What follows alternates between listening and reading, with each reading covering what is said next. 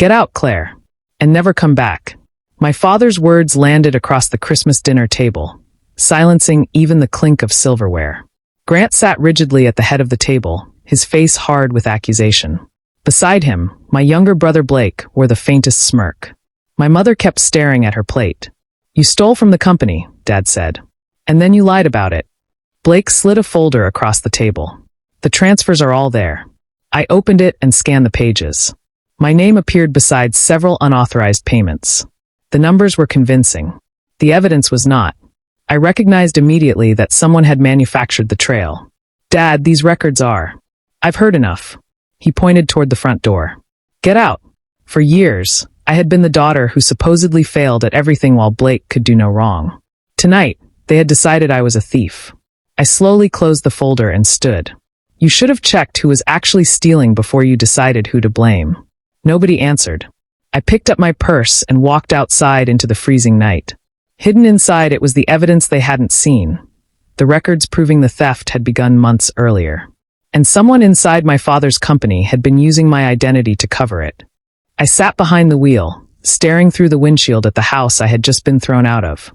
Warm yellow light spilled through the windows, and the Christmas tree still glowed in the living room. I could almost picture Blake sitting comfortably at the table, convinced he had won. I opened my purse and pulled out the documents I had brought with me. The fraudulent payments all led to the same shell contractor. I traced the approvals carefully. The contractor had been authorized by Blake. Then I found something stranger.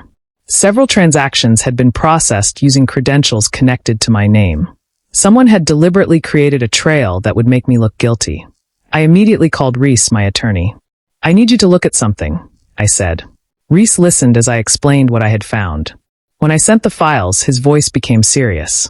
"Do not confront your family yet." "I wasn't planning to." "Good. Whoever did this expected you to panic." I leaned back in my seat. "Then I'll do the opposite." I began reconstructing every suspicious transaction, following each payment backward through the company records. The trail repeatedly led toward Blake. But one authorization stopped me cold. The signature belonged to my mother. I stared at it for several seconds before calling Reese again. "There's another name." "Whose?" "My mother's." After a long silence, Reese said, "Be careful, Claire." I ended the call and returned to the house. I didn't go back to the dining room. Instead, I slipped through the hallway toward my mother's study. The room smelled faintly of old paper and cedar. I searched the desk, opened several drawers, and finally noticed a small locked compartment beneath a stack of folders. I found the key taped beneath the desk. Inside was an old company ledger. I opened it and found handwritten entries documenting payments that had never appeared in the official records. Tucked between 2 pages was a folded note in my mother's handwriting. I unfolded it. "If they accuse Claire, find out who benefits." My fingers tightened around the paper. My mother had known something was wrong. The question was whether she had been trying to protect me, or had been part of the plan all along. I took the ledger to Reese, and we spread the company records across his conference table. The numbers told a story my father had never bothered to see. Blake had been quietly draining the construction company through inflated contracts, unauthorized loans, and payments routed through shell businesses. But as we traced the money, I noticed something unexpected. Blake wasn't spending it on cars, vacations, or some secret life. He was using it to cover losses from failed construction projects. "He's been plugging holes with new money," Reese said. "And eventually the holes became too big." Reese nodded. "Exactly." I stared at the figures. My father wasn't simply being manipulated by Blake. He had been hiding serious financial problems from the family, protecting the company's reputation while everything underneath it was deteriorating. For years, they had believed I was the one who couldn't make anything of myself after leaving home. They had no idea what I had built. I had started a small software company from my apartment, working late nights while everyone assumed I was struggling. The company developed logistics technology that eventually transformed how businesses tracked shipments and managed supply chains. Investors came. Contracts followed. The company grew faster than I ever expected. And I became a billionaire without telling my family. I had kept my wealth private deliberately. Every conversation with my father eventually became a competition. If I succeeded, he compared it with Blake. If I failed, he used it as proof that I wasn't capable. I didn't want my money to become another reason for him to measure my worth. Reese looked at me across the table. Why didn't you ever tell them? I ran my fingers along the edge of the ledger. Because I wanted one thing in my life that they couldn't turn into a reason to love me. Rhys said nothing. Then his expression changed. He pulled another document from the stack and studied it carefully. There's something else. I looked up. What? He turned the page toward me. The money doesn't stop with Blake. My eyes moved across the transactions. Another name appeared. Someone else had been helping him. And this time, the connection led somewhere inside my family. Rhys and I traced the shell contractor through layers of invoices and transfers until we finally reached a name. Evan Mercer, a businessman who had worked closely with my father for years. The records showed Blake sending money to Evan, but another series of payments caught my attention. Those transfers went directly to someone inside my family. My mother. I stared at the screen. No, I whispered. Rhys didn't answer immediately. He enlarged the documents and checked the authorization records again. There was no mistake. My mother's signature appeared on several of the documents. I couldn't confront her in front of my father or Blake, so I called her and asked her to meet me privately. When she arrived, she looked exhausted. I never wanted this to happen, she said before I could ask anything. I placed the documents on the table between us. You signed them. Her eyes dropped. Yes. Why? She clasped her hands tightly. Blake told me your father was going to remove him from the company. He said Dad had already decided to give control to someone else. And you believed him? I was afraid. Afraid of what? Losing my son. I stared at her. Blake had convinced her that framing me was the only way to protect him. She had signed documents, approved payments, and helped create the paper trail that made me look guilty. I never thought your father would actually throw you out, she said. I felt something inside me go completely still. You watched him do it. Tears filled her eyes. I didn't know what to do. You could have told the truth. She looked away. I gathered the documents and stood. Where is Blake? My mother's face tightened. He's meeting Evan. Where? She hesitated before finally giving me an address. I left without comforting her.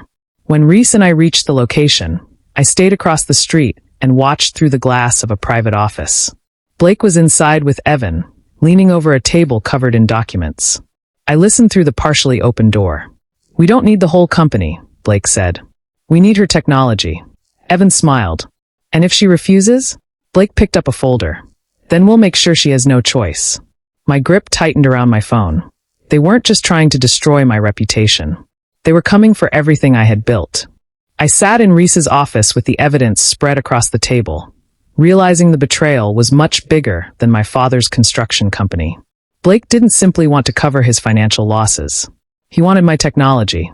The logistics platform I had built from nothing was the missing piece he believed could rescue Grant Construction and eventually put him in control of everything. I refused to confront him. Instead, Rhys and I began building a legal case, documenting every transfer, forged authorization, shell company, and communication connecting Blake to Evan. The more we uncovered, the worse the situation became. But one detail bothered me most. If Grant Construction collapsed, hundreds of employees could lose their jobs. They hadn't betrayed me. They hadn't accused me. They shouldn't have to pay for my family's mistakes. I made a decision. Through my investment firm, I quietly purchased a significant portion of the company's outstanding debt. I did it through intermediaries so nobody could trace the purchase back to me. If the company failed, I would have enough control over its debt to prevent the collapse. Rhys looked at me skeptically. You're saving the company? I'm protecting the employees. And your father? I looked down at the documents. He can deal with me later. That afternoon, I walked into Grant Construction carrying a single folder. The receptionist barely looked up before recognizing me. Mr. Grant is in his office. I know. I walked straight inside. My father looked up from his desk, irritation crossing his face. What are you doing here? I have an offer. He laughed. Claire, if this is about last night, I'm not interested in another argument. It's not. I placed the folder in front of him. He opened it casually. Then he stopped. His eyes moved across the financial figures again. His expression changed. This is a controlling interest purchase offer. He looked at me. Where did you get this kind of money? I kept my voice calm. I built something you never bothered to ask about. He stared at me, waiting for an explanation. For the first time in my life, my father wasn't looking at me like his disappointing daughter. He was looking at me like he didn't know who I was. My father stared at the offer, as if the numbers might rearrange themselves if he looked at them long enough. "Where did you get this kind of money?" he asked again. "I already told you. I built something you never bothered to ask about." His eyes narrowed. "What does that mean?" I opened my laptop and turned it toward him. On the screen was the company I had built from my apartment, the logistics technology firm that had grown into one of the most valuable private businesses in the country. Grant went completely still. "You own this?" "Yes." "How?" "By working." The office door opened and Blake walked in. He stopped when he saw the documents on the desk. "What is she doing here?" Dad didn't answer. Blake looked at the screen, then at me. "That's not real." I slid the ownership documents across the desk. "It is." His face drained of color. For years, Blake had treated me like the family failure. Now he was staring at proof that I controlled a company worth billions. "You've been hiding this from us?" he asked. "I didn't know you my financial records. You're trying to destroy the family." I looked directly at him. "You've been doing that without my help." The door opened again. Reese entered carrying a thick file. "Claire," he said, placing it on the desk, "we have enough." He opened the file and laid out the evidence. Forged records, unauthorized transfers, the shell contractor connected to Blake and Evan's payments. The paper trail that had been used against me now pointed directly toward the people who had created it. My father read every page. Blake tried to interrupt. "That doesn't prove." "It proves enough," Reese said. Then my mother entered. Her face was pale. "I signed some of the documents," she said quietly. Dad looked at her as if he had never seen her before. Mara admitted that Blake had convinced her to help create the false trail. Evan's involvement was documented. The attempt to frame me was undeniable. My father lowered the last page. "I accused you," he said. "Yes." "And you were innocent." "Yes." Silence filled the office. Finally, I closed the file. "I'll save the company," I said. "I'll protect the employees. But Blake will never control it." Blake looked at me, stunned. For the first time, he understood that the sister he had dismissed could decide the future of everything he had expected to inherit. I led them back into the dining room where my father had ordered me out on Christmas night. The decorations were still hanging above the windows, the tree still stood in the corner, and the same chairs surrounded the table. Nothing in the room had changed. Only the people sitting in it had. I placed the evidence in front of my father. "These are the transfers," I said. "All of them." He looked down at the documents. I showed him Blake's unauthorized loans, the payments to Evan, the shell contractor records, and the forged documents that had been used to make me look guilty. Then I placed the technology files beside them. "This was the next step," I said. "They planned to take my company's technology." Blake shook his head. "Mom did this. She signed everything." My mother finally looked at him. "Stop." Blake turned toward her. "You said you would protect me. I protected you long enough." Her voice trembled, but she didn't look away. "I was afraid of losing my son," she said. "So I helped him blame Claire." My father stared at her. "You knew?" "I knew enough." I looked at my mother. "You didn't lose a son. You lost your courage." She lowered her head. My father picked up another document. "Why didn't you expose them immediately?" I looked around the table. "Because your employees didn't do this." He said nothing. Hundreds of people could have lost their jobs if this company collapsed. I wasn't going to punish them for something Blake did. I pulled out another folder. I already purchased enough of the company's debt to prevent that from happening. My father's eyes widened. "You did what?" "I bought the debt." He slowly leaned back in his chair. For years, he had believed I needed his approval, his company, and his family name to become successful. Now he understood that I could have destroyed everything with a few decisions. Instead, I had chosen to protect the people who had nothing to do with our family's betrayal. Blake looked at me with disbelief. "You could have ruined us." I met his eyes. "Yes." He waited. I closed the folder. But I didn't. The Christmas lights continued blinking above us as my father stared at the evidence, finally seeing the cost of the daughter he had spent years refusing to see. Blake's lawyers arrived first, but there was little they could do once the financial records, forged documents, and payment trails were turned over to investigators. Evan eventually agreed to cooperate, providing additional evidence about the scheme. My mother moved out of the house after admitting she could no longer pretend our family was normal. Grant Construction was restructured, and I took control of the company.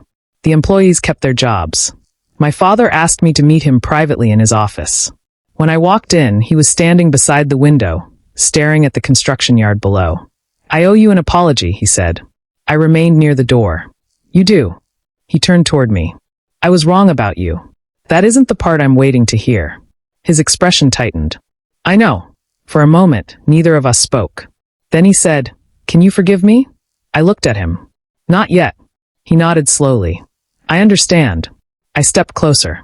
"You spent years making me feel like I had to earn the right to belong here. Every time you praised Blake, you found a way to remind me that I wasn't enough. Every achievement I made was ignored. Every mistake became proof that you were right about me." My father lowered his eyes. "I know I can't undo that." "No, you can't." His voice became quieter.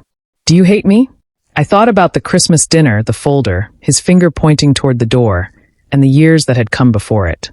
"I used to hate that you didn't believe in me." He looked up. I continued, "Now I don't need you to." He didn't respond. For once, there was no argument. No comparison with Blake. No demand that I prove myself. He simply stood there, accepting the words. I turned toward the door. "Claire." I stopped. "Thank you," he said. I looked back at him. "Don't thank me for saving your company. Thank the people who work there. They deserved better than what we gave them." I walked out of the office without waiting for another apology. The company was still standing. My family wasn't. And strangely, I no longer felt responsible for fixing that. A year later, my father invited me to Christmas dinner. I stared at the message for several minutes before setting my phone down. Part of me wanted to ignore it. Another part wanted to see what remained of the house, where everything had changed. In the end, I went. The house was quieter when I arrived. Blake's room was empty. My mother no longer lived there. Even the dining room felt different without the constant tension that had once filled every corner. My father opened the door himself. "Come in," he said. I stepped inside. He didn't ask about business. He didn't mention money. He didn't ask for help with the company or suggest another investment. Instead, he walked toward the kitchen. "I made dinner." I raised an eyebrow. "You cooked?" I followed instructions. "That's reassuring." A small smile crossed his face. "I deserve that." We sat at the table. For several minutes, neither of us spoke. Then my father reached into a drawer and pulled out an old photograph. He placed it in front of me. It was a picture of me as a child, sitting on his shoulders and laughing. I turned it over. There was writing on the back. "I'm proud of my daughter." I stared at the sentence. "You wrote this?" "Yes." "When?" "Years ago." I looked at him. "Why didn't you give it to me?" He swallowed. "I don't know." My eyes filled with tears before I could stop them. For years, I had wanted something as simple as those words. Not money. Not approval for a business deal. Not an inheritance. Just that. But the words couldn't erase everything that had happened. I wiped my face. An apology doesn't erase what happened. "I know." He didn't argue. He didn't tell me I was being unfair. He simply nodded. Then he reached for the serving dish and placed food onto my plate. "Do you want more?" I looked at him for a moment. "Not yet." "All right." He passed me the bread. We continued eating. Nothing was magically repaired. Blake was still gone. My mother was still living elsewhere. The past was still the past. But for once, my father wasn't asking me to prove anything. He was simply sitting across from his daughter, serving her dinner. And this time I was allowed to stay. After dinner, I walked through the house slowly, letting my eyes settle on the rooms I had known since childhood. I stopped when I reached the dining room. The table was still there. I remembered standing beside it on Christmas night while my father pointed toward the front door and told me to get out and never come back. Now I owned enough wealth to buy the entire property without thinking twice. And I had. My father found me standing near the table. "You bought the house?" he asked. "Yes." He looked confused. "I assume you're selling it." "No." "Then what are you going to do with it?" I looked around the room. "Turn it into a foundation." "For what?" "Young entrepreneurs." He frowned. "Why?" "Because some of them will come from families who don't believe in them." He stared at me. "You're putting your name on it?" I shook my head. "No." "Why?" I looked toward the hallway that led to the front door. "Because they don't need to know who saved them." My father didn't answer. I walked toward the entrance, each step carrying me closer to the same door that had once marked the moment I was rejected by my family. I placed my hand on the handle. "You told me to get out and never come back." My father stood several feet behind me. I paused. "I didn't come back." I opened the door. Cold air moved through the entryway. I came to make sure I never needed this place again. I stepped outside. Behind me, my father remained silent. I didn't turn around immediately. I stood on the front steps and looked at the house one last time. It was still the same building, with the same windows, the same driveway, and the same Christmas lights glowing inside. But it no longer had any claim over me. I had spent years believing I needed my family's approval to prove that I mattered. I didn't. I had built my own life, protected people who had never known my name, and created something that belonged entirely to me. The door closed behind me. This time, I wasn't walking away because someone had rejected me. I was walking away because I had finally understood that everything I once wanted from my family, I had already learned to give myself.